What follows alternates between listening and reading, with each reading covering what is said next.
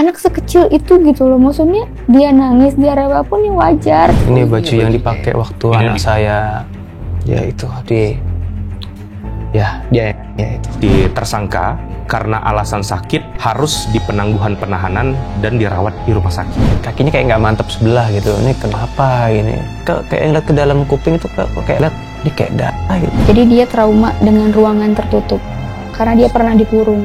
Gunting di tangan kiri dipindahin ke kanan, dia ngelakuin ini dibalikin lagi ke tangan kiri gunting. Jadi yang bekas di punggung itu, terus gunting itu, nanti saya tunjukin.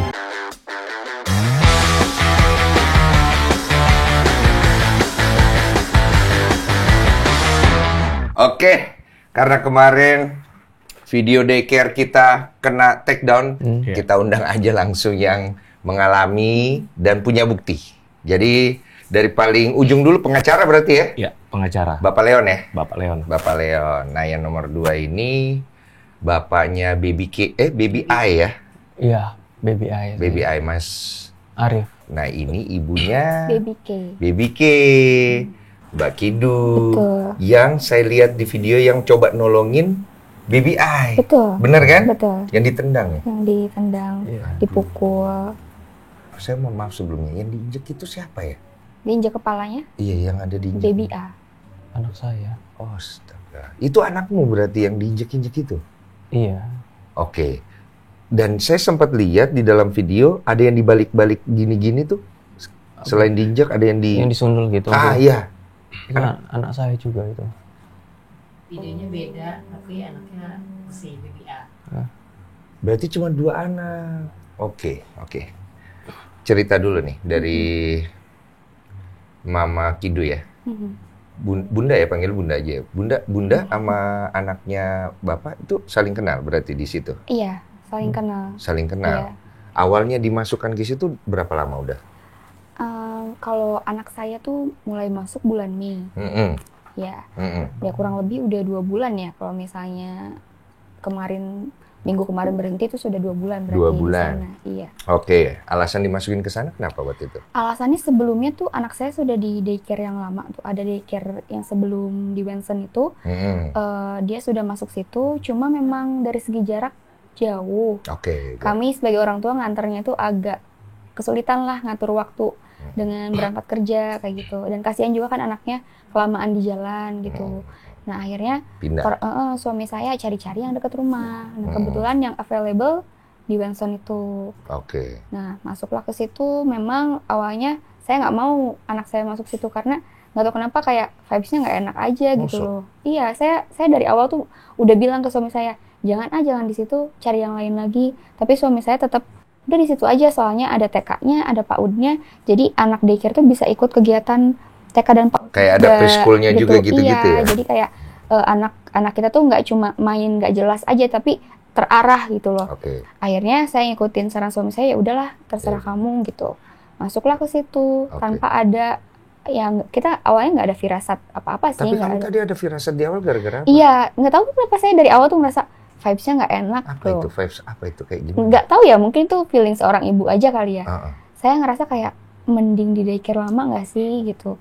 Cuma suami saya tetap kayak kejauhan, kasihan kamu nganternya juga, takut capek di jalan gitu. Terus juga hal yang mengganjal di hati saya juga di Wensen ini tuh nggak ada CCTV yang bisa diakses oleh orang tua. Harusnya biasanya ada. Sedangkan daycare yang lain tuh ada. Lah itu ada CCTV yang tersebar itu? Itu ternyata nggak dibolehin buat orang tua. Jadi cuma bisa diakses sama owner dan guru. Buat apa ya? Entah, saya juga kurang tahu. Oke. Kita dengar dulu bapaknya. Udah berapa lama anak di situ? Dari sebulan setelah Lebaran, April 23 atau 26 itu saya lupa. Mau 4 bulan lah? Ya. 4 bulan. Awalnya dimasukkan situ gara-gara apa? Ya karena kami berdua bekerja, jadi kita butuh ada yang jaga dia waktu siang, dan kebetulan rumahnya juga dekat dari Wensen itu. Dekat juga. Tapi ini nggak dicek dulu segala macem, valid nggak apa segala macem, atau ini udah bagus nih gitu? Iya, kita ngecek dulu. Istilahnya juga ada kelas trial waktu itu kan ya, jadi sama mamanya waktu di awal-awal itu Mamanya bisa tuh paling nggak sampai seminggu buat nungguin anaknya di sana. Di sana dia ngapain aja sih gitu. Jadi ngelihat langsung kegiatannya gitu. Itu awalnya bisa. Bisa. Terus? Ya cuma seminggu. Terus yang terakhir sekarang juga setelah mulai dari Juni ya kemarin ada tahun ajaran baru kan ya. Kita nggak bisa akses ruang tengah gitu. Jadi maksudnya kalau dulu tuh kita bisa tiba-tiba langsung ujuk-ujuk ruang tengah itu ya ruang kegiatan siswa. Bisa masuk sampai ke sana. Iya, bisa masuk dari pintu itu bisa diakses, tapi emang ketok dulu ngasih tahu aman ke buat buka gitu. Nah, kalau sekarang nggak bisa lewat ke depan, lewat pintu pintu teras. Jadi pintu teras, pintu pengurus sama dapur dan kebutuhan murid-murid, baru ruang tamu, ruang kegiatan itu. Kenapa ada perubahan seperti itu? Kurang tahu. Kurang tahu ya? Oke. Nah, karena di situ udah lama, berarti saling kenal ya orang tua ya? Saya enggak. Belum tahu. Oh, belum tahu ini? Belum tahu. Oh, belum saling kenal? Belum, baru. Tapi anak saling kenal? Iya. Oh, karena pas jemput nggak ketemu ya? Oke. Akhirnya saling kenalnya gara-gara apa? Gara-gara kasus ini. Oke, gara-gara kasus ini? Iya. Kontek-kontekan? Kontek-kontekan. Video pertama keluar kemana? Pertama kali yang dikasih tahu video itu kami, orang tua saya, Kamu orang duluan? tua Bebika. Iya. Jadi ceritanya bagaimana itu video bisa keluar itu? Jadi awalnya tanggal 24 Juli, Oke. itu guru-guru tuh nelponin saya. Minta izin mau datang ke rumah. Nah, saya tanya, memangnya ada apa? Katanya ada hal penting terkait yang harus dibicarakan secara langsung. Oke. Nggak bisa lewat chat, nggak bisa lewat telepon. Oke. Oh, saya pikir ini hal yang mungkin memang benar-benar penting. Ya udah, monggo datang ke rumah. Oke. Akhirnya malam-malam mereka datang ke rumah dan mereka awalnya menyampaikan bahwa orang tua nanti jangan kaget ketika hari Jumat itu tanggal 26 Juli nanti orang tua tuh akan dipanggil ke sekolah. Orang tua Bebika ini akan dipanggil ke sekolah katanya. Loh, kenapa kami dipanggil ke sekolah? Katanya dari pihak ketua yayasan itu, si pelaku itu mau ngeluarin anak saya. Mau ngeluarin anak saya dari daycare. Alasannya katanya anak saya nangis terus nggak ada perkembangan dan cuma mau sama salah satu miss aja. Gitu katanya. Nah, kalau nggak mau keluar, ya udah silahkan, tapi harus bayar double. Terus saya tanya, memangnya anak saya benar nangis terus? Karena setahu saya ketika saya jemput aja dia nggak ada nangis, nggak ada apa gitu. Terus guru-guru juga bilang yang disampaikan oleh si ketua yayasan itu bohong dan kita disuruh untuk bohong, untuk bilang itu ke orang tua nanti hari Jumat katanya gitu. Sebenarnya anak ibu nggak bermasalah, nggak rewel, nggak apa. Tapi memang ketika ngelihat orang itu, dia selalu nangis, selalu histeris, ketakutan. Itu. Ya iyalah kalau lihat dari yang video itu kan itu ya. Sebelum saya dikasih tahu bahwa ada tindak kekerasan yang dilakukan oleh si pelaku. Nah, lalu saya bilang, memangnya anak saya nggak berkembang? Ibu sebagai gurunya merasa nggak anak saya nggak berkembang? Soalnya saya sebagai orang tua, saya ngerasa banget ketika anak saya masuk ke Wensen, itu banyak perkembangannya. Karena kan memang anak saya speech delay. Sudah 2 tahun speech delay usianya. agak lama ya bicara ya? Iya. Anak maaf umur berapa? 2 tahun. 2 tahun. 2 tahun dia baru bisa beberapa kosakata gitu. Belum bisa menggabungkan 2 kata. Kan harusnya 2 tahun tuh udah bisa, Mama aku mau minum gitu. Ini belum bisa kayak gitu. Nah, akhirnya saya bilang, selama di Wensen itu anak saya udah bisa nyebutin warna, nyebutin angka, terus banyaklah perkembangan kosakatanya gitu. Nah, terus dari pihak guru bilang, memang saya juga yang mengajar tuh memang merasa Kim itu banyak banget perkembangannya dibanding dia sebelum masuk ke Wensen, katanya gitu. Lalu saya bilang, kenapa anak saya harus dikeluarkan kalau misalnya dia nggak nangis dan perkembangannya bagus? Lalu dari pihak guru bilang, ini adalah ketakutan dari si pelaku kalau anak saya itu akan ngadu ke orang tuanya ketika dia sudah perkembangan kosakatanya sudah banyak. Ketika dia sudah bisa bicara, dia akan ngadu, Mami aku dipukul, Mami orang itu jahat sama aku, Mami waktu itu aku dikurung. Ketika anak saya terus di Wensen, dia akan semakin berkembang kosakatanya, dan kalau nggak segera dikeluarkan, itu bisa mengancam dia. Cukup masuk akal gitu. sih. Iya. Nah, setelah itu kita juga dikasih tahu bahwa alasan kenapa anak saya histeris terus ketika melihat si pelaku itu, guru-guru mengumpulkan bukti dan ternyata ditemukan bahwa ada tindak kekerasan yang dilakukan kepada anak saya. Tahan dulu. Guru-guru mengumpulkan bukti. Artinya guru-guru baru mengetahui. Jadi guru-guru tuh selama ini curiga karena kenapa sih kok anak si ibu ini selalu nangis nih ketika ada orang itu gitu loh. Oke. Jadi di sekolah itu tuh jadi gini, pas mulai tahun ajaran baru, si orang itu tuh selalu setiap hari ada di sekolah. Iya. Nah, sebelum tahun ajaran baru, dia cuma sesekali. Bahkan pas holiday class itu, pas anak-anak libur sekolah, kalau daycare kan tetap jalan ya, nggak ada liburnya.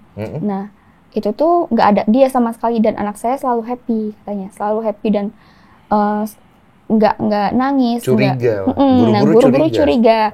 Kenapa setiap ada orang ini anak selalu nangis, selalu ketakutan, histeris gitu.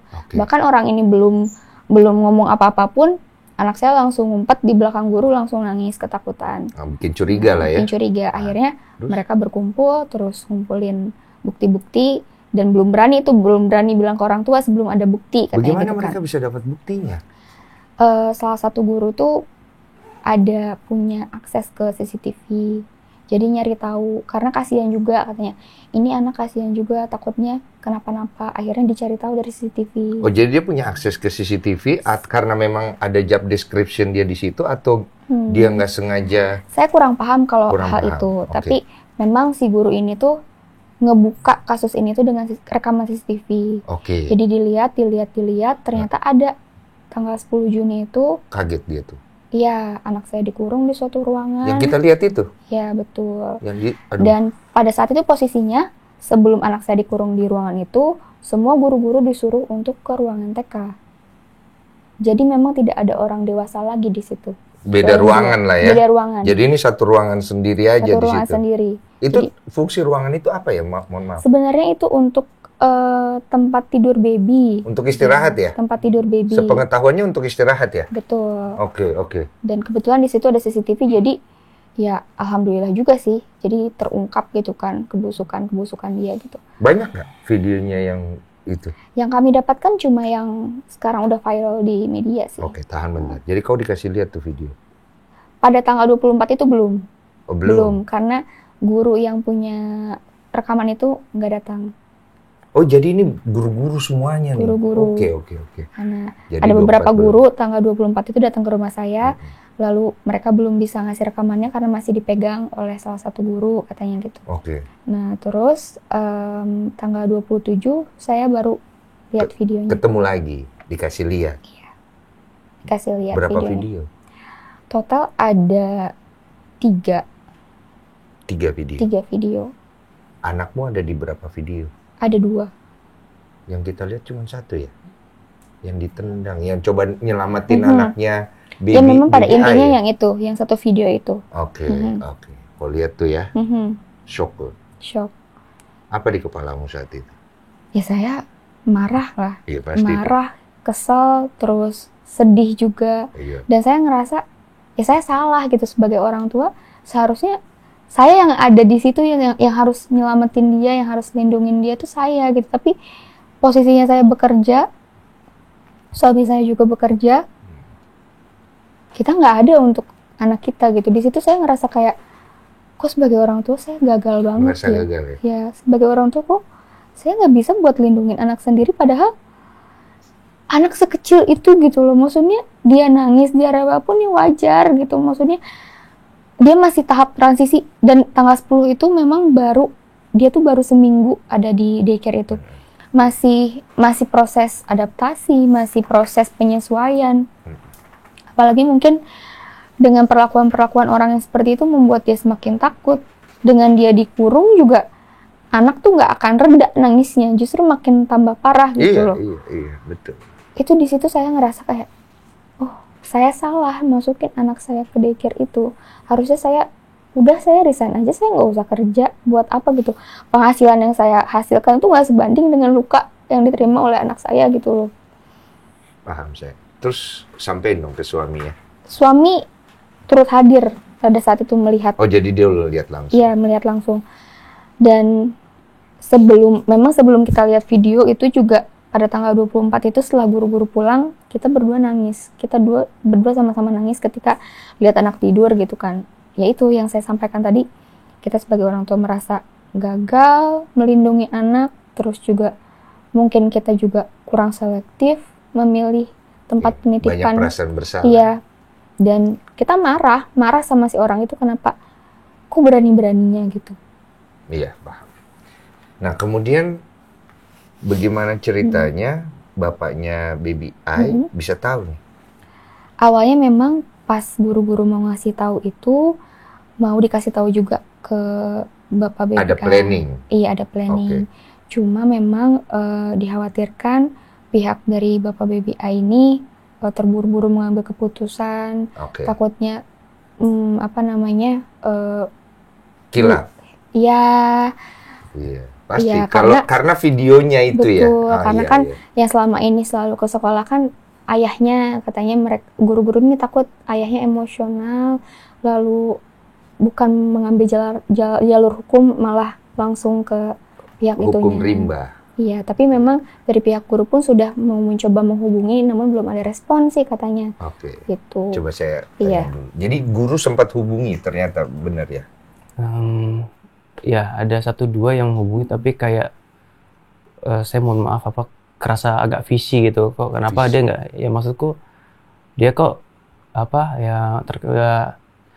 gimana ya? Dia ngomong kayak terkait, tapi kok kayak nggak bisa bilang langsung gitu. Terus harus ketemu di sini sih, harus ketemu di sini gitu. Jadi kayak saya merasa digiring gitu. Jadi saya merasa ini terus saya ngecek anak saya, kok kayak ada apa ini?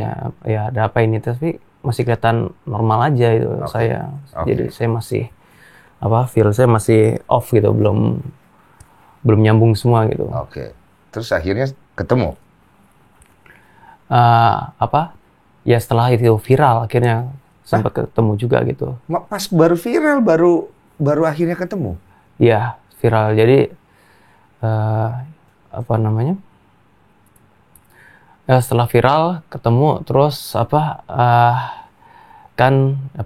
konfirm lagi kan ya, Pak, mohon maaf udah tahu beritanya belum? Siapa yang confirm? Gurunya? Iya, yang itu yang yang coba hubung saya. Iya, saya tahu. Bisa ketemu nggak Pak? Yaudah saya karena kondisi saya lagi sakit ya gitu. Coba dong yang terdekat aja di mana gitu. Saya nggak bisa jauh-jauh. Akhirnya ketemu, terus dijelasin situasinya ya kurang lebih hampir sama kayak mama. Tahan dulu bentar, biar agak tenang dikit. Jadi pas viral pertama video itu udah ada ini anaknya Baby I udah ada belum di video itu? Baby I udah ada. Tetapi waktu itu yang pertama ke blow up adalah video di mana Baby I yang bukan ditendang, bukan di yang didorong. Iya, bukan, tapi yang masih ada Baby K. Jadi video yang bersama-sama dengan Baby K. Oh iya, belum diapa-apain itu ya kalau saya nggak salah ya. Jadi di Baby K anakmu pengen tolong gitu kan, malah anakmu yang ketendang kan? Itu yang pertama keluar dulu itu kan? Yang pertama keluar. Jadi Bapak lihat yang pertama itu? Saya udah nggak tahu lagi beritanya kayak gimana, udah bergulir terus udah banyak itu video saya. Jadi saya lihat emang yang itu juga saya lihat. Terus juga ada video yang anak saya juga yang sendiri itu. Yang kayak gitu deh. Saya tambahkan sedikit boleh Mas? Monggo Pak. Ya, jadi gini, memang pelaporan polisi itu kan di tanggal 29 oleh orang tua Baby K. Nah, setelah dibuatkan laporan, kemudian menghubungi kita di tanggal 29 Juli. Terus kita berikan rekomendasi, karena ini kita khawatirkan ada intervensi dan lain sebagainya, kita minta pertolongan ke KPAI. Nah, pada saat di KPAI, itu sebenarnya belum viral. Itu masih proses pelaporan, pengaduan, dan lain sebagainya. Memang pada saat itu media sudah hadir. Nah, pada saat media sudah hadir, kita sempat rapat. Kita diskusi antara orang tua korban dengan guru-guru. Guru sampaikan bahwa di sini juga ada satu korban lainnya, yaitu BBA. Sudah kita akhirnya koordinasi, coba hubungi orang tua. Nah, itulah tadi yang maksudnya sudah dihubungi. Jadi sebelum viral, beritanya naik, sudah dihubungi oleh pihak guru. Kemudian di hari itu diagendakan ya, Mas ya, diagendakan untuk bertemu di tanggal 30. Kemudian Papa BBA memang masih menimbang-nimbang karena pikirnya masih positif. Bener nggak nih gitu. Kemudian setelah videonya viral, akhirnya bertemu, diceritakan lain sebagainya. Mantaplah hatinya untuk kemudian nanti nextnya melaporkan juga. Membuat laporan. Betul. Jadi awalnya sempat ragu ya? Ya, sempat ragu. Tapi udah lihat video? Belum, waktu ragu itu saya Oh, belum lihat video, lihat dia. belum tahu, belum Baru- beritanya baru belum dengar. ada karena belum viral pada saat itu di tanggal 30. Oh, nggak. Pas Jadi masih ragu. kita hubungi pertama kali, jadi masih ada ragu. Ketika sudah viral, videonya sudah terlihat di media sosial, pada saat Baru. itu hatinya makin mantap Iyalah. gitu. Saya mau nanya, berarti kalau ada ragu, selama ini anak pulang baik-baik aja? Iya, saya akui saya baik-baik aja, happy di jalan. Pulang Oh. kayak dibilang saya yang seringnya antar, seringnya jemput. Jadi kalau di perjalanan tuh tidur ngigo terus lihat sana sini. Iya. Ya rasanya rasa happy. Terus juga ya mohon maaf feeds-nya dari Wensen itu juga dari ada anak saya tampil di situ juga happy, bahagia. Soalnya ada aktivitas anak saya di situ. Jadi misalnya saya masih off gitu. Nah, jadi ya nggak ada rasa curiga yang berlebihan, nggak ada gitu. Curiga dikit ya mungkin, cuma kalau berlebihan nggak, karena saya nggak bisa lihat anak saya di sana ngapain, nggak ada CCTV gitu. Saya tahu saya dulu di awal minta CCTV, nggak dikasih, nggak bisa, nggak ada CCTV, nggak boleh.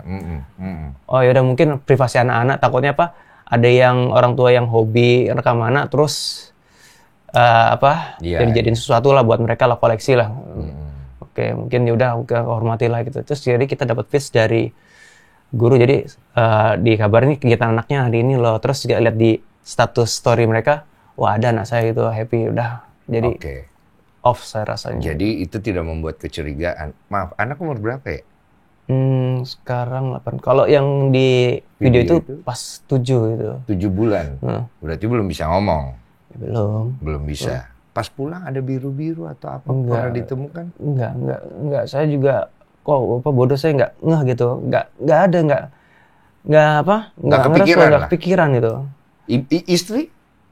Istri nggak berani masuk, dia katanya. Istri ada sih sempat 1-2 kekhawatiran karena tiba-tiba kan ada perubahan manajemen gitu kan di tahun ajaran baru kan. Kayak tadi dibilang tiba-tiba sering datang gitu.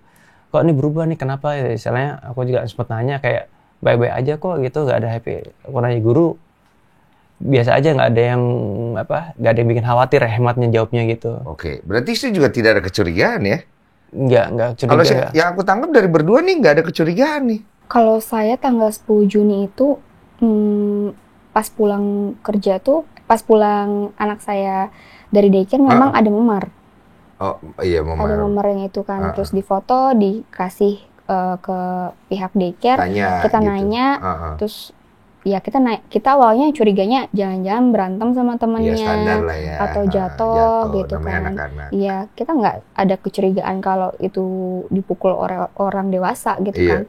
Dan dari pihak sekolahnya bilang, enggak Bu, anaknya nggak ada jatuh, nggak dipukul sama temennya juga, karena sehari-harinya masih nempel sama miss-nya, katanya masih adaptasi. Bingung juga gurunya gitu. Berarti? Iya, karena memang pada saat itu kan posisi ketika anak saya disiksa itu kan guru-gurunya pada di ruang TK, di ruangan yang terpisah, jadi kan nggak tahu gitu kan. Betul. Nah, tapi setelah itu kan memang anak saya juga demam ya. Nah, tanggal 10 Juni itu anak saya demam, jadi kita ke dokter juga tuh, kebesokannya ke dokter, dan kita nanya, Dok, anak saya juga ada memar loh di punggungnya sama di dadanya, apakah ini dari demam atau bukan gitu kan. Oh, ada di dada juga? Di dada sama di punggung, terus tangannya juga merah gitu itu kan. Itu jatuh model apa kalau jatuh tuh? Saya juga nggak tahu ya, makanya kan bingung. Nah, terus dokternya bilang, Ibu kalau demam biasanya nggak menyebabkan memar yang seperti ini, katanya gitu. Tapi kalau misalnya memang Ibu sama Bapak curiga atau memang pengen lebih rinci, ayo kita tes lab aja. Udah tes, diambil darah dan hasilnya semuanya bagus, normal. Oh, berarti biasanya tidak luka dalam ya? Iya, biasanya kan kata dokter kalau misalnya memang ada memar yang ditimbulkan oleh demam atau dari darah gitu, biasanya leukositnya itu kadarnya nggak normal, katanya. Kalau ini masih normal Bu, katanya. Ini sih seperti kebentur atau ditusuk sama benda tumpul, katanya gitu. Jadi saya menyimpulkan kalau mungkin dia nggak sadar kepentok meja atau memang dia kelelahan jadi ngeluarin memar-memar tubuhnya. Karena besoknya tuh kan kita off daycare-nya tuh karena kan anak saya masih demam, jadi udahlah istirahat aja dulu di rumah gitu. Nah besoknya tuh pas dia nggak masuk ke daycare tuh masih muncul tuh memar-memar di tangannya, kayak di kakinya. Gitu ya? Iya memar kayak biru hijau gitu kan. Nah saya nggak tahu bahwa itu ternyata mungkin efek pukulan-pukulan itu yang baru muncul kebesokannya gitu. Iya setelah video kamu lihat baru kamu bisa itu kan ya. Nah sayangnya itu nggak saya foto tuh memar-memar yang berikutnya. Oke, tahan dulu. Ini kan ke pengacara dulu. Ya baik Mas. Ini kan udah dilaporkan ya Pak ya? Sudah dilaporkan. Pertanggal 29 Juli untuk dari orang tua BBK. Dan kemudian di tanggal 31 ya Mas ya. 31. Beriringan dengan penetapan tersangka. Juli 2024 dari BBA. Oke. Kalau udah ada penetapan tersangka berarti secara barang bukti cukup kuat ya? Iya, jadi memang di tanggal 31 itu kan ada informasi bahkan press release juga ya Kapolres Bapak Arya menyampaikan bahwa tersangka sudah ditetapkan jadi si pelaku telah ditetapkan sebagai tersangka. Yang bersangkutan juga mengakui perbuatannya bahwa di dalam CCTV tersebut adalah dia. Kemudian modusnya kan tetapi ketika ditanyakan karena khilaf gitu. Ini berdasarkan kesaksian dia pas di BAP kan ya? Ini berdasarkan bukan di publik ya? Bukan di publik. Oke. Ini keterangan ini justru Kapolresnya menyampaikan di pressconnya. Betul, tapi bukan publik. Keterangan si ibu tersangka ini bukan. Di publik bukan kan ya? Justru ibu ini, si pelaku ini sampai dengan saat ini bahkan permohonan maaf atau dari pihak keluarga menghubungi orang tua korban saja tidak ada. Nggak ada ya. Jadi itikat baik tidak ada sama sekali. Ya saya lihat di video kalau ditayangkan itu saya sih baca tulisannya dia mengakui dan katanya khilaf. Tapi dari video saya tidak melihat dia ngomong itu. Jadi saya menangkap bahwa ini adalah press release yang keluar dari kepolisian. Dari kepolisian. Betul kan ya? Betul. Tapi dari dia sendiri belum ada statement. Belum ada. Hanya diam kan? Hanya diam. Oke. Kemudian setelah pelaporan ini barang bukti yang dimajukan itu udah semua masuk. Sudah masuk. Untuk CCTV juga yang kita pegang sudah diserahkan. Kemudian hasil visum kan sudah dipegang kepolisian. Terkait juga penyitaan CCTV sudah dilakukan pihak kepolisian. Cuman karena kita menduga di sini Bang ya, menduga ada relasi kuasa. Oleh sebab kita menduga ada relasi kuasa dan kita khawatir kasus ini tidak berjalan secara transparan kepada publik, khawatir ada intervensi juga. Makanya ketika tanggal 29 pembuatan laporan polisi, di tanggal 30 kita minta perlindungan kepada KPAI. Kemudian ketika Papa BBA membuat laporan polisi di tanggal 31, di tanggal 1-nya kita meminta perlindungan hukum ke LPSK. Nah, itu karena kan sebenarnya banyak beberapa pertanyaan nih Bang. Apakah ada intervensi sampai mengadu minta perlindungan hukum terhadap saksi? Nah, tapi memang kemarin kita ada sempat sedikit kekecewaan karena ketika saksi kunci kita diperiksa, saksi diperiksa malam hari sekitar pukul 21 sampai dengan 22 malam di Polres Depok, itu dipertemukan dengan pelaku, Bang. Jadi pada saat itu pelaku memang ditangkap, ingin diperiksa juga, tapi dipertemukan. Secara etikanya gimana? Seharusnya kan tidak dipertemukan, Bang. Karena kan akan ada tekanan terhadap saksi. Ini kan posisinya antara guru dan pemilik yayasan, atasan dan bawahan. Pasti ada rasa tetap punya power di situ, punya power di situ yang menyebabkan dia bisa aja secara mental jadi tidak siap untuk memberikan kesaksian gitu loh, Bang. Itu kita sangat khawatir, makanya kita langsung koordinasi, tolong yang saat ini berada di dekat Depok langsung standby untuk jemput saksi. Jadi setelah saksi itu diperiksa, langsung dijemput bawa mobil antar pulang, Bang. Karena khawatir terjadi sesuatu. Nah, itu di tanggal 31. Oleh sebab itu di tanggal 1-nya kita langsung minta perlindungan. Ada berapa saksi totalnya? Saya nggak bisa sebutkan secara menyeluruh demi keamanan saksi. Nggak apa-apa. Tapi kurang lebih saat ini yang sudah diperiksa di Polres, Bang, itu 4 ditambah 3, 7. Sudah 7 saksi yang diperiksa. Barang bukti yang lain? Untuk barang bukti Video? video sudah diserahkan. Oke. Rencana pihak penyidik kan menghubungi pihak pelapor untuk nanti di hari Senin menyerahkan barang bukti berupa baju yang dikenakan anak itu. Oh, masih ada? Yang di dalam CCTV. Ada. Kebetulan dibawa juga ya. Masih ada baju. Oh, ini ya? Ada. Oh, saya udah ini. Ya, Ini jadi bajunya. untuk sebagai pengenal bukti ya? Iya. Oh, Ini ini baju ya yang bajunya dipakai ya? waktu Ini yang anak saya ya itu dia aniaya itu. Iya. Wis. Oke. Jadi ini nanti akan diserahkan ke kepolisian berarti? Betul. Kalau dari Ibu... Sudah diserahkan. Udah diserahkan. Apa Iya. aja yang diserahkan? Celana. Celana Karena ya, waktu itu semua. bajunya kalau untuk anak setahun ke atas tuh pakai baju dari sana. Oh. Jadi kalau dari rumah kita pakein baju, nanti di sana diganti baju, ada tulisannya Wensen Oke. gitu, Berarti seragam. barang bukti udah 2, ada video, ada barang bukti barang, sama ada saksi Ada ya? saksi. Cukup dong. Bukti permulaan cukup, Bang. Oke, sekarang pertanyaan saya kepada pengacara dulu nih. Kalau secara bukti video itu kan harus masuk ke digital forensik nanti kan? Betul. Berarti kan harus dari server utamanya. Iya, Betul kan? betul. Nah, itu gimana? Jadi sebenarnya gini, Bang. Pihak kepolisian kan memang sudah menyita CCTV. Udah disita Sudah disita. server utamanya. Sudah ada di pihak kepolisian. Oke. Jadi terkait dengan apakah itu match atau tidak nantinya, pihak kepolisian seharusnya yang memberikan press release gitu, Bang. Kita masih belum bisa menyimpulkan. Tapi seharusnya dengan CCTV sudah disita, barang bukti sudah diserahkan, saksi juga, bahkan guru-guru di situ yang ada keseluruhan itu menyatakan hal yang serupa, Bang. Gitu loh. Jadi sebenarnya sudah tidak ada yang perlu dipertanyakan lagi gitu. Makanya harapan kami agar kasus ini selayaknya sudah disegerakan untuk dilakukan P21. Oke. Untuk limpah ke jaksa agar segera diadili. Gitu, Bang. Karena informasi yang kita dapatkan dari penyidik bahwa kemarin itu si tersangka karena alasan sakit harus di penangguhan penahanan dan dirawat di rumah sakit.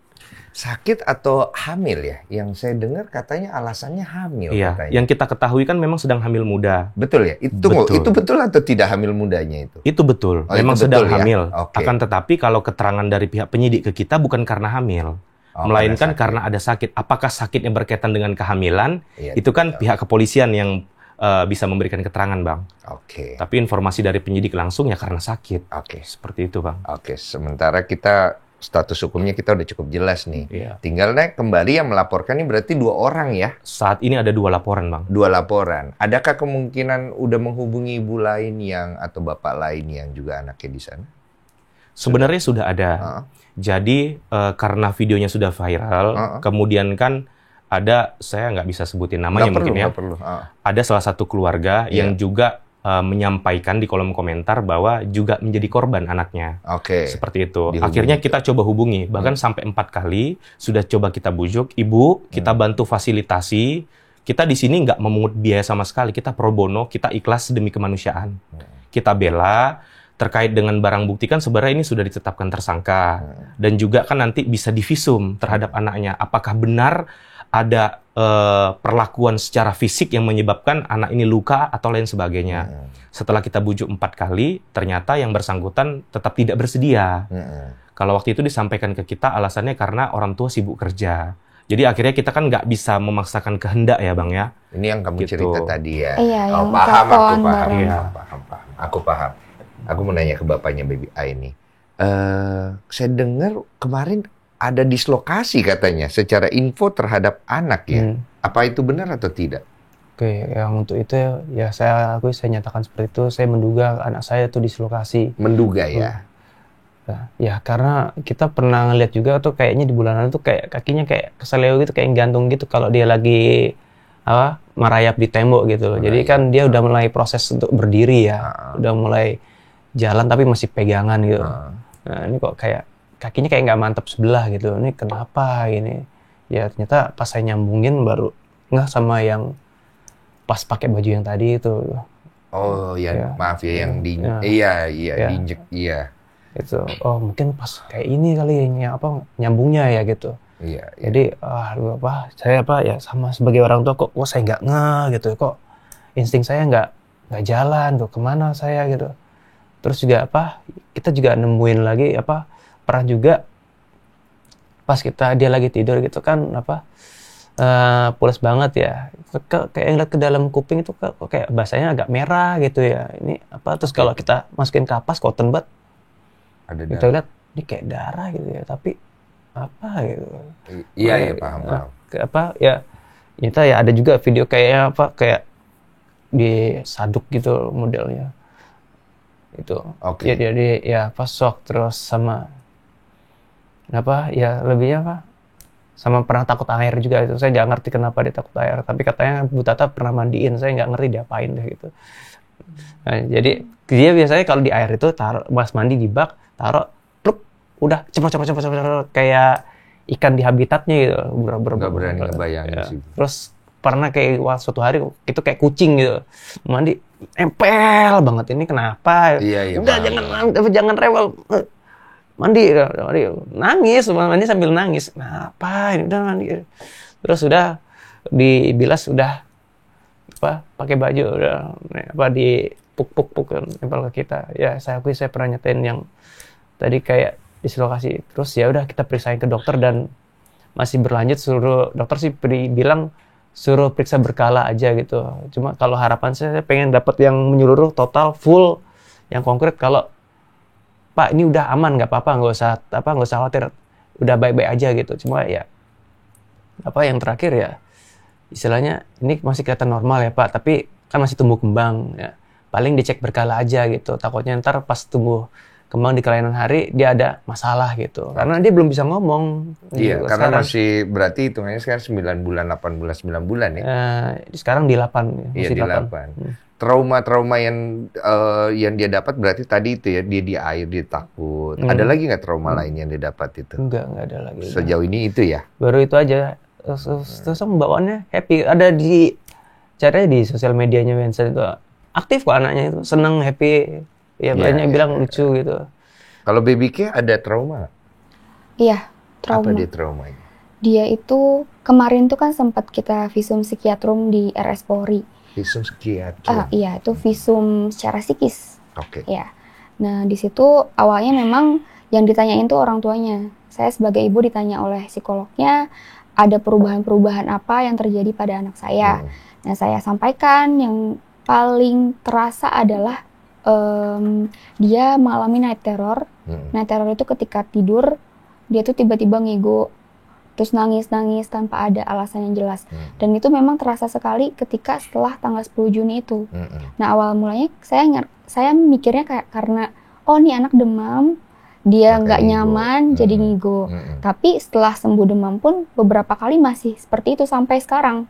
Sampai sekarang? Semalam pun masih kayak gitu. Dia ngapain? Teriak-teriak apa gimana? Iya, dia bilang nggak mau gini terus nangis kayak gitu. Nah, terus kemarin juga sempat dimasukin ke ruangan tertutup sama psikolognya untuk ngetes juga kan psikolognya. Padahal ada saya, ada papanya juga, tapi dia nangis pas pintunya ditutup. Jadi dia trauma dengan ruangan tertutup karena dia pernah dikurung. Di video itu dia dikurung dengan baby A. Gitu, dia trauma. Bahkan biasanya tuh tiap kali ke mall dia mau ganti pampers tuh dia minta sendiri biasanya mau ganti pampers gitu kan. Waktu itu saya bawa ke nursery room kan di mall, pas ruangannya saya tutup dia nangis. Padahal dia minta ganti pampers gitu, tapi ketika ruangan ditutup kenapa nangis? Ruangan gitu. tertutup ya. Iya, dia takut, dia sangat takut sekali gitu. Dan itu saya baru ngeh ketika saya ngeliat video itu bahwa anak saya dikurung dulu gitu. Mungkin di otaknya adalah, oh kalau ruangan ditutup, aku diapa-apain nih. Iya, paham. Karena aku pernah seperti itu gitu. Tapi kondisi sekarang sejauh ini? Secara fisik ya, fisik dia nggak ada apa-apa. Alhamdulillah, memar juga sudah hilang. Tapi memang dari kejadian itu sampai sekarang tuh batuknya nggak pernah sembuh. Hah? Iya. Batuknya nggak pernah sembuh? Iya, jadi batuk reda dikit nanti timbul lagi. Udah dicek? Udah dicek, cuma belum ronsen. Jadi kita juga lagi minta ke kepolisian untuk visum, untuk ronsen bagian paru-parunya, takutnya entah ada cairan atau apa, amit-amit jangan sampai sih, gitu kan. Tapi takutnya memang ada hal-hal seperti itu, karena kan di video juga kelihatan dia tuh ditendang oleh dengkulnya. Iya. Kenceng loh itu. Bagian yang dada tuh itu bahkan gunting di tangan kiri dipindahin ke kanan, dia ngelakuin ini dibalikin lagi ke tangan kiri gunting. Itu terlihat jelas itu di situ. Ada gunting? ada gunting di tangannya. Jadi yang bekas di punggung itu, tusukan gunting itu, nanti saya tunjukin. Iya. Kita soalnya kan dapatnya yang blur-blur. Iya, nggak jelas. Dan lebih bagus di blur sih. Tapi istri katanya nggak berani lihat video ya? Enggak, kita masih trauma. Istri ya jujur aja Pak, terguncang banget itu. Iya sih. Ya saya juga terguncang sih, tapi istri parah banget terguncang. Kita udah ya nangis, sudah uring-uringan, kita sulit fokus juga gitu. Istilahnya ya berapa kali miss, kayak misalnya kalau orang biasa ngambil gelas pakai buat minum air, nah kita nggak sengaja megang piring buat minum ini. Oh, sampai kayak begitu? Ya. Ngeblank. Iya, ngeblank gitu. Sekali 2 kali paling gitu. Nggak terus-terusan, tapi sempat beberapa kali itu kayak lagi pikiran terus ya otomatisnya error gitu. Jadi berarti kondisi psikologis dari bapak sama istri masih ada masih shock ya? Banget kita. Oke, berarti sekarang ini kondisi belum bisa ya dibilang belum happy belum juga gitu. Belum. Apa yang dirasakan sekarang? Ya kita kalau sekarang sih kerasa banget saya khawatir sama anak saya ini tumbuh kembangnya gimana. Itu satu. Aman nggak ini dia? Soalnya karena saya takut kalau dia besar sedikit nanti dia merasa ada keluhan di badannya, terus saya bingung jelasinnya gimana ke dia. Iya. Kalau ya, terus juga kita ya sama kerjaan juga minta maaf gitu. Kita agak buyar sedikit sama tempat kerja kita gitu. Ini kelihatan soalnya. Iya, kelihatan. Kita juga ikut prihatin sih, kita bisa ngerasa gitu. Cuma ada perasaan bersalah juga. Bersalah banget sama anak saya. Ini yang berat kan ya? Ya, berat banget. Nggak susah untuk jawabnya. Perasaan bersalah apa ya yang Bapak rasa kalau sampai sekarang yang paling berat? Ya nyesal. Kenapa nitip anak gitu-gitu. Kenapa nitip anak situ? Kenapa saya kok nggak gitu? Kenapa kok saya kayaknya percaya aja nih happy gitu. Ternyata ya dapat perlakuan seperti itu gitu. Ya, harusnya kita lebih aware gitu sama anak saya gitu. Paham. Kalau dari kalian orang tua ada masih psikologi terganggu nggak? Iya, bahkan pas yang itu saya sampaikan pas yang visum psikiatrum itu saya juga sempat nanya ke psikolognya, saya tuh sebenarnya kita sebagai orang tua tuh ingin tegas kepada anak supaya anak tuh tetap disiplin gitu ya. Takutnya kita dengan perasaan kita bersalah kan terlalu memanjakan anak juga nggak baik untuk kedepannya gitu. Iya. Nah, dan psikolog itu bilang bapak ibu ini sebenarnya lebih trauma dibanding anak. Bapak dan ibu korban kekerasan anak itu biasanya yang lebih trauma gitu, yang lebih melekat di pikirannya karena kita sudah sadar, kita sudah tahu. Kita punya pemaknaan yang lebih mendalam dibanding anak kita yang masih kecil gitu. Jadi memang nggak apa-apa bapak ibu masih masa berkabung sekarang gitu. Jadi pastikan di benak bapak ibu bahwa bapak ibu tuh nggak bersalah. Memang kejadian ini sudah terjadi dan sudah ada pelakunya dan memang kalau nggak ada pelaku itu kejadian ini nggak akan terjadi katanya. Bukan salah bapak ibu. Jadi jangan terlalu menyalahkan diri sendiri.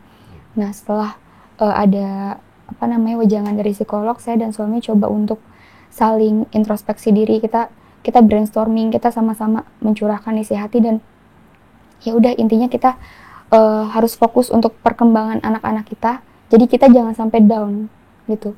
Jadi dari awal saya memantapkan hati, kita boleh berkabung tapi jangan berlarut-larut. Jangan sampai itu mempengaruhi tumbuh kembang anak kita. Jangan sampai itu jadi fokus kita ke anak kita tuh malah terbagi dengan rasa duka kita gitu. Meskipun memang dalam hati saya juga hancur banget. Saya merasa kehidupan saya yang sekarang ini setelah tahu kejadian itu sama kehidupan saya sebelum tahu kejadian itu tuh beda banget. Semuanya nggak kerasa sama gitu. Saya pergi kemana aja tuh kerasa kayak takut saya untuk ninggalin anak. Bahkan saya kesini aja sekarang tuh saya berkali-kali ngubungin ini anak aman nggak gitu. Padahal memang di rumahnya gitu. Masih masih bawa. Betul. Paham sih, kita semua paham. Cuma kalau dari saya pribadi, saya berharap orang tuanya bisa cepat menemukan solusi. Karena si anak itu ngelihat orang tua. Betul. Kalau orang tua mampu, anak pasti nanti ikut gitu. Itu sih harapan saya. Saya pengen nanya, kasus ini yang diresahkan apa lagi? Ya sebenarnya kalau untuk kita bersyukur ya Bang ya. Maksudnya untuk pelaku sendiri statusnya sudah tersangka. Itu Berarti kan syukurnya. polisi sudah tingkatkan dari tingkat penyelidikan ke penyidikan karena ada tindak pidana. Tindak pidananya sudah ada, Iya. pelakunya sudah ada. Iya. Yang dikhawatirkan hanya karena ini berkas belum P21 ke jaksa, masih belum jalan persidangan juga, khawatirnya entah itu ada intervensi dari pihak manapun atau namanya SP3D kan bisa aja Bang. Pemberhentian penyidikan karena ternyata Macam-macam walaupun tuh. ya ada aja. Bisa karena misalnya bukti Kurang. saksi kurang, atau lain sebagainya. Itu hal-hal yang kita khawatirkan. Iya. Tapi semoga aja karena ini sudah jadi atensi masyarakat umum ya Bang ya. Iya. Di Indonesia semua sudah jadi memperhatikan hal ini. Kita juga udah berkoordinasi ke KPAI, Iya. LPSK udah, Iya. PTD, PPA juga udah untuk konseling orang tua. Ya harapan kita segera Bang gitu loh. Polisi lebih bertindak segera mungkin agar untuk kelengkapan berkas ini bisa sempurna. Itu ya. Gitu. Itu harapan ya. kami. Iya itu ya. Moga-moga tercapai ya dengan kita ngobrol-ngobrol di sini ya. Baik, amin Bang. Kalau dari kalian kekhawatirannya dengan kasus ini apa? Saya sebenarnya lebih khawatir, sebenarnya awalnya tuh kami nggak mau viral. Kami nggak mau viral karena takutnya mempengaruhi anak kami gitu kan. Paham. Kan jejak digital dan lain sebagainya. Kita takut banget gitu. Tapi sekarang alhamdulillah dengan viral ini kan banyak dapat dukungan dari manapun. Saya juga berterima kasih kepada seluruh pihak yang udah membantu, udah support gitu kan. Kekhawatiran saya sebenarnya saat ini sama yang disampaikan oleh Bang Leon.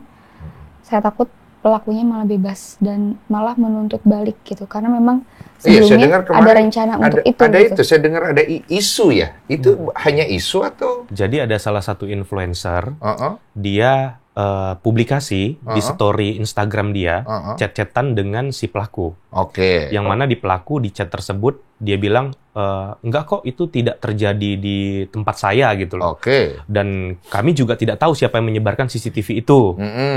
Intinya kami akan menuntut balik Kepada orang yang menyebarkan kepada CCTV. orang yang menyebarkan CCTV itu. Tentunya kan saksi-saksi yang saat ini kita jaga keamanannya, Bang.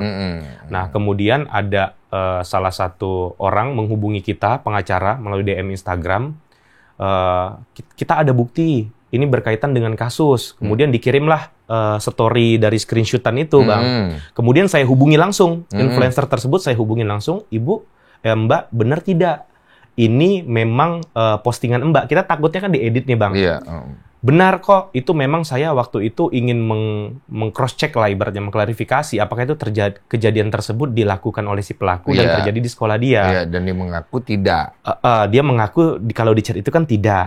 Nah, itu memang asli chat saya, bukan diedit kok, Mas. Baru saya bilang, saya izin ya untuk screenshotan ini. Iya. Saya bilang, saya berikan ke media karena ini ada potensi serangan balik kepada saksi. Iya. Karena kan kita sangat apresiasi banget, Bang. Saksi-saksi ini mereka rela kehilangan pekerjaan, rela kehilangan pendapatan, dan bahkan berani jadi garda terdepan buat ngasih keterangan agar kasus ini terungkap. Guru-guru ini. Betul, Bang. Oke. Makanya kita makanya kita ke LPSK juga minta tolong dilindungi ini saksi. Paham, aku paham. Gitu. Karena kalau nggak ada mereka nggak terang ini kasus. Paham, iya. Karena Betul, Bang. mereka akan menjadi faktor yang sangat penting kan akhirnya. Betul, Bang. Dan khawatir juga malah guru disalahkan gitu loh, Bang. Paham saya, paham. Atau bahkan dikambing hitamkan seakan-akan itu bukan pelaku tapi itu guru. Itu yang kita khawatirkan. Karena memang sejauh ini indikasi bahwa guru melakukan itu tidak ada. Justru guru ini memberikan keterangan dan membela kita gitu loh, Bang. Iya, karena dari awal ya. Dari awal. Cuma kan kita belum tahu nih nanti pada saat proses persidangan. Betul. Tekanan-tekanan seperti apa yang bisa terjadi dan fakta-fakta apa yang bisa terkuak. Karena kan bukti itu di dalam memori itu pasti banyak tuh. Iya. Entah itu bukti akan keluar semua, kita akan dikejutkan dengan video-video yang lain, atau mungkin bisa kita nggak tahu, ya kan? Bisa banyak hal bisa terjadi. Itu yang ditakutkan ya berarti ya. Iya. Pelajaran apa yang sebagai orang tua kalian bisa ambil hikmatnya lah dari kejadian ini gitu loh. Tanpa menyalahkan diri sendiri ya. Oke. Pertama mungkin kita harus lebih selektif ya. Ketika memang memantapkan hati untuk memilih daycare atau tempat penitipan anak, kita harus lebih selektif. Dan dipastikan harus daycare yang punya akses ke CCTV untuk orang tua gitu. Itu jadi penting ya. Itu sangat-sangat penting gitu. Iya. Dan dilihat juga apakah para pengasuhnya atau para gurunya itu tersertifikasi gitu, dan apakah daycare-nya itu sudah punya izin gitu. Itu yang pertama. Kedua, mungkin kalau misalnya mau nitipin anak di rumah tapi dengan orang yang misalnya neni gitu kan, itu juga dipastikan harus ada CCTV di berbagai sudut rumah. Nah, CCTV itu harus penting sih, paling penting. Dan ya intinya kita sebagai orang tua jangan mudah percayalah sekarang. Karena siapapun, bahkan orang tua sendiri pun bisa melakukan kekerasan terhadap anak sendiri gitu. Betul. Gitu. Betul. Lebih aware aja. Lebih sih. aware, ya betul. Itu satu hal ya. Bapak BBA? Ya, sama ya? kayak Mami K, plus juga jangan lupa kalau setiap kali ada keluhan itu dicatat tuh. Mungkin mereka bilang baik-baik saja, sama kayak kita disampaikan baik-baik saja, nggak ada apa-apa gitu. Tapi ternyata pas di kemudian hari terbukti ternyata pada hari itu tidak baik-baik saja gitu.